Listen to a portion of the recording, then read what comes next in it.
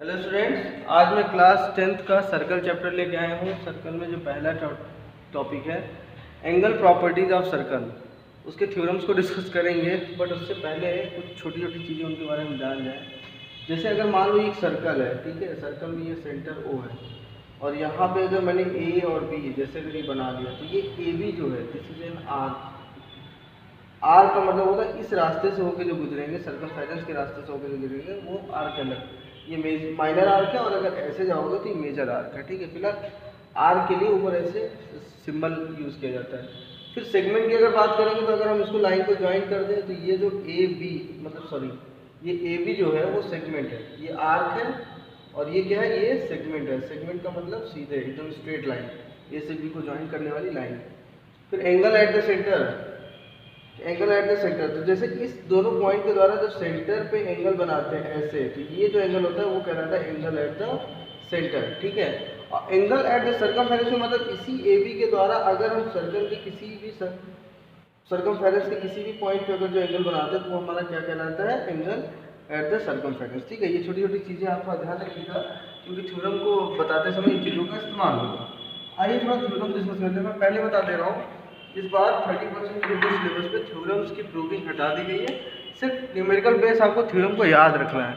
जैसे इसमें पहला थ्योरम क्या कह रहा था, angle that an arc of a circle sustain at the centre is double that which sustain at any point on the remaining part of the circle. इस theorem का कहने का मतलब ये कि अगर कोई सर्कल है तो यहाँ पे मान लो सेंटर है, ठीक है, और यहाँ पे कोई पॉइंट P है, तो अगर मान लो मैंने यहाँ पे कोई ए बी कोई मतलब आर्क है या ए बी कोई आर्क या सेगमेंट जो भी लो, तो इस ए बी के द्वारा सेंटर पे जो एंगल बनेगा और इसी ए बी के द्वारा पी पे जो एंगल बनेगा ये डबल होगा। मतलब अगर इसको हम x ले लें तो ये कितना होगा, 2x होगा। सिंपल, मतलब अगर ये 30 डिग्री है तो ये 60 डिग्री होगा। ठीक है स्टूडेंट, इसको आप लोग ध्यान में रखिएगा।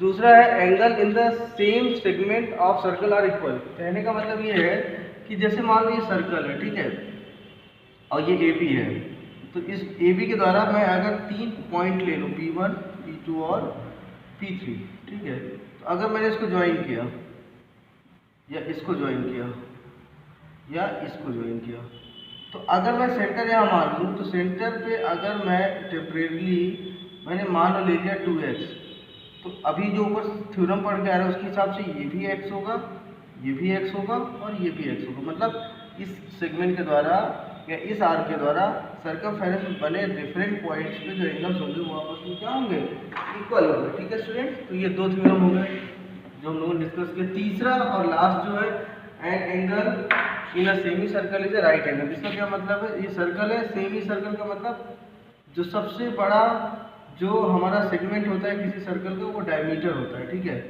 तो डायमीटर के द्वारा अगर मान लो कोई हमने अगर एंगल बनाया सर्कमफेरेंस पे, तो जाहिर सी बात है ये वाला एंगल हमें निकालना है। तो पहले आप क्या करिए, इस वाले एंगल को देखिए, ये एंगल कितना 180 डिग्री, इसी सेगमेंट के द्वारा 180 डिग्री का सेंटर पे एंगल बन रहा है, तो इस पे क्या बनेगा थ्योरम के हिसाब से 180 डिग्री बाई में 2 दैट इज 90 डिग्री। ठीक है, तो यही हमको बताना था कि सेमी सर्कल के द्वारा जो एंगल बनता है सर्कल से वो राइट एंगल होता है। ठीक है, तो ये छोटे छोटे थ्योरम्स का यूज करके हम क्या करेंगे, कुछ क्वेश्चन को करेंगे। एग्जाम में क्वेश्चन आते हैं, जैसे पहला क्वेश्चन मैं लेने जा रहा हूँ, पहले का सोल्यूशन देखते हैं। डायग्राम वाले क्वेश्चंस आते हैं। ये एक सर्कल है, ठीक है, यहाँ पे हमारा ए बी एक आर्क है, ये हमारा सेंटर है और यहाँ पे हमारा सर्कमफेरेंस पे एक पॉइंट है। अगर हम इसको ज्वाइन कर दें ये और ऐसे ही पी पे, तो यहाँ पे x है, ठीक है, ये हम यहाँ पे हमें x दे रखा है और हमसे x की वैल्यू पूछ रहा है। यहाँ पे जो वैल्यू है वो दे रखा है 30 डिग्री, मतलब p पे हमें कितना दे रखा है, ये 30 डिग्री दे रखा है। तो हमें हमसे x पूछ रहा है। हम अभी भी पढ़ के आ रहे हैं कि किसी सेगमेंट के द्वारा सेंटर पे जो एंगल बनता है वो सर्कमफेरेंस में बने एंगल का डबल होता है। मतलब इसका मतलब ये होगा अगर x बराबर लेना चाहें तो इस पे जो एंगल होगा ये डेफिनेटली इसका हाफ होगा। ये तो इसका मतलब ये वाला एंगल क्या होगा, इसका डबल होगा, तो 2 into 30 degree, that will B answer will be 60 degree. तो पहले वाले का सोल्यूशन हमारा ये हो गया। आइए दूसरा वाला देखते हैं। दूसरे वाले में क्या है, ये डायग्राम बना लेते हैं पहले। ये डायग्राम है हमारा, ठीक है, एक वर्टिकल लाइन है, ये ए है, ये सी है, यहाँ पे हमारा सेंटर है, इस तो ये बिल्कुल डायमीटर जा रहा है, सेंटर से अगर कोई भी लाइन जा रही है तो डायमीटर ही कहलाएगी। और ये हमारा ए है, ये और ये 80 डिग्री है, और ये हमारा एक्स है, ठीक है, ये बी है। आप जानते हो इसमें एक्स निकालना है, तो यू नो वेरी वेल, अगर ये 80 डिग्री है तो 100% ये वाला एंगल कितना होगा, 180 डिग्री माइनस 80 डिग्री, तो कितना आएगा 100 डिग्री। तो ये हमारा कितना हो जाएगा 100 डिग्री, ठीक है। तो इन ट्रायंगल ए ओ सी में अगर देखो तो ये और ये बराबर है, क्या है, जो ए ओ है वो ओ सी के बराबर है। तो ए ओ सी बराबर होने का मतलब है कि जो एंगल ओ ए सी होगा वो बराबर है एंगल ओ सी ए के। तो ये दोनों बराबर x का हो जाएगा, तो मतलब ये भी x हो जाएगा। तो अब हम अगर इन ट्रायंगल ए ओ सी में देखें तो x प्लस 100 डिग्री बराबर 180 डिग्री, मतलब 2x बराबर 80 डिग्री, मतलब x बराबर हमारा कितना आ जाएगा 40 डिग्री। ये हमारा x हो गया, ठीक है। तीसरा और लास्ट क्वेश्चन देख लेते हैं। थर्ड वाले में क्या है, ये डायग्राम है, इसको पहले बना लेते हैं, ठीक है। ये एक हॉरिजॉन्टल लाइन है ए बी, यहाँ पे हमारा ये सी है, ठीक है, इसको सिग्नल कर दो। यहाँ पे हमारा ओ है सेंटर, फिर इधर से ऐसे डी ले लो, ये हमारा एक्स है, ठीक है, ये हमारा 30 डिग्री है, ये हमारा 35 डिग्री है, और ये हमारा 60 डिग्री है। तो हमसे जो है x पूछ रहा है, ठीक है। It's very common question, common मतलब वेरी सिंपल क्वेश्चन। अच्छा, ए बी के द्वारा सी पे भी बन रहा है, सी ए बी के द्वारा डी पे भी बन रहा है।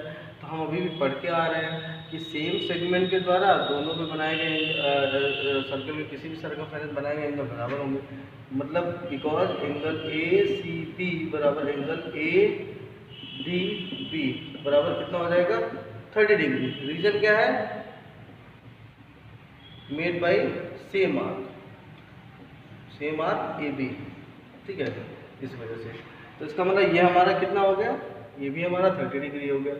अब अगर आप देखो तो in triangle A B D हमें साफ साफ दिख रहा है इस एंगल का सम, इस पूरे एंगल का सम और इसके एंगल का सम 180 डिग्री होगा, मतलब 35 डिग्री प्लस ये पूरा ले लो x प्लस 60 डिग्री और plus 30 degree, that will be equals to 180 degree.